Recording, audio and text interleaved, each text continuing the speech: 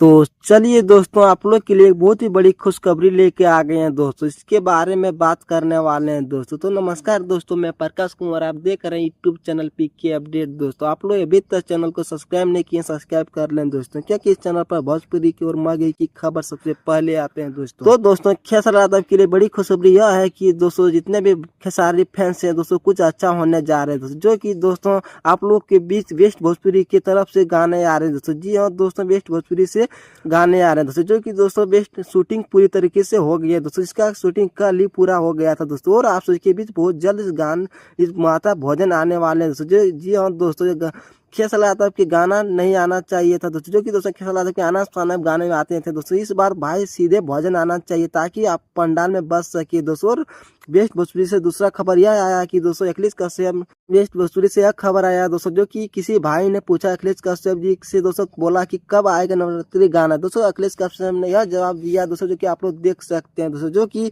लिखा है दोस्तों 1 से 2 दिन के अंदर हो सकता है दोस्तों। एक खेसारी यादव का गाना आप के बीच 1 से 2 दिन के वेस्ट भोजपुरी के वाले से फिल्म अखिलेश कश्यप गाना आने वाला है दोस्तों। तो दोस्तों बहुत ही बड़ी खबर है दोस्तों। आप लोग वीडियो कैसा लगा जरूर बताइए दोस्तों। फिर मिलते हैं नेक्स्ट वीडियो में दोस्तों, धन्यवाद।